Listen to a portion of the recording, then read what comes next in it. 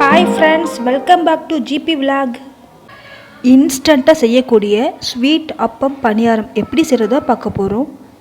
நான் இப்போ அப்பம் செய்கிறதுக்கு தோசை மாவு தான் வச்சு அப்பம் செய்ய போகிறேன். நான் தோசை மாவு எடுத்துக்கிட்டேன். 1 கப் ப்ரௌன் சுகர் எடுத்துக்கிட்டேன். ப்ரௌன் சுகர் வந்து உடம்புக்கு ரொம்ப நல்லது, அதனால் 1 கப் ப்ரௌன் சுகர் எடுத்துக்கிட்டேன். டேஸ்ட்டுக்காக கொஞ்சமாக தேங்காய் துருவல் எடுத்துக்கிட்டேன். ஃப்ளேவருக்காக 2 ஏலக்காய் எடுத்துக்கிட்டேன். ஸோ இதுதான் ஸ்வீட் அப்பம் பணியாரம் செய்ய தேவையான பொருட்கள். இப்போது தோசை மாவு பேட்டரில் இதெல்லாம் இந்த எல்லா இன்க்ரீடியன்ஸும் மிக்ஸ் பண்ணிக்கலாம். இந்த தோசை மாவு வச்சு செஞ்சு பாருங்கள், ரொம்ப டேஸ்ட்டாகவும் இருக்கும். Simple recipe. ஸோ தோசை மாவில் ப்ரௌன் சுகர் நான் வந்து மீடியம் சுகர் போதும், அதுக்காக நான் 1 கப் மட்டும் ப்ரௌன் சுகர் எடுத்துக்கிட்டேன். ஸோ உங்களுக்கு எவ்வளோ ஸ்வீட் தேவையோ அந்தளவுக்கு நீங்கள் ப்ரௌன் சுகர் ஆட் பண்ணிக்கலாம். ப்ரௌன் சுகர் இல்லைன்னா நார்மல் ஒயிட் சுகர் ஆட் பண்ணிக்கலாம், இல்லைன்னா வெல்லம் கூட ஆட் பண்ணிக்கலாம். ஏலக்காய் க்ரஷ் பண்ணி போட்ட ஏலக்காய், தேங்காய் துருவல் எல்லாமே 3மே போட்டு நல்லா ஈவனாக மிக்ஸ் பண்ணிக்கலாம். லம்ப்ஸ் இல்லாமல் நல்லா மிக்ஸ் பண்ணிக்கோங்க. கட்டி எதுவும் இல்லாமல் மிக்ஸ் பண்ணி வச்சுக்கோங்க. இது ரொம்ப இன்ஸ்டண்ட்டாக செய்யக்கூடிய ஸ்வீட்டு.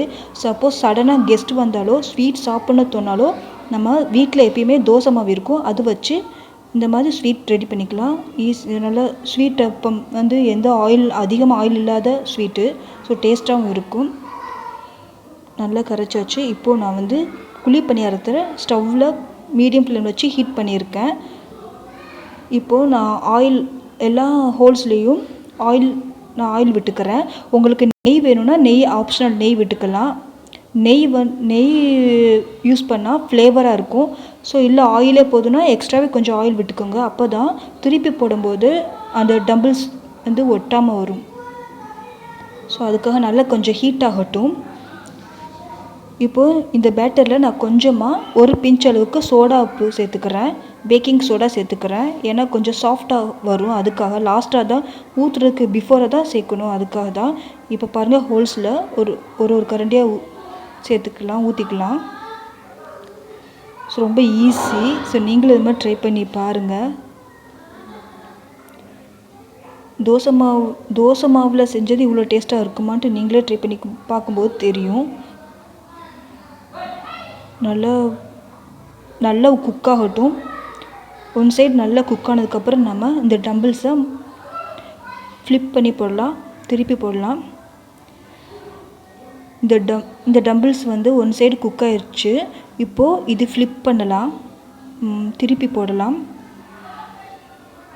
1 by 1 நல்லா ஃப்ளிப் பண்ணி போடுங்க டம்பிள்ஸை.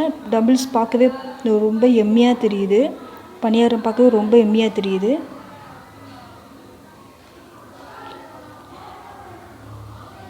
ரொம்ப ஈஸி, டைமிங் ரொம்ப எடுக்காது. ஜஸ்ட்டு 10 மினிட்ஸில் ஃபினிஷ் ஆயிடும்.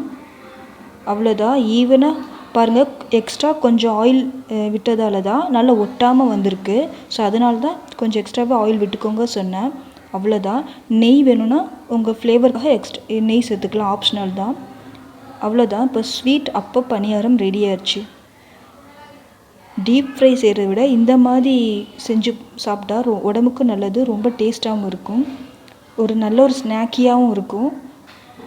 கெஸ்ட் யாருன்னா வந்தால் சடனாக செஞ்சு தரக்கூடிய ஈஸியான ரெசிபி.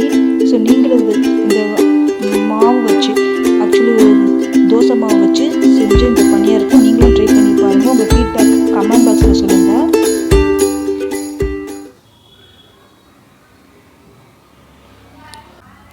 இந்த வீடியோ பிடிச்சிருந்தா மறக்காமல் நம்ம சேனலை சப்ஸ்கிரைப் பண்ணுங்கள். கூடவே பெல் ஐக்கானை கிளிக் பண்ணுங்கள். லைக் பண்ணுங்கள், ஷேர் பண்ணுங்கள். நெக்ஸ்ட் வீடியோவில் பார்க்கலாம். பாய்.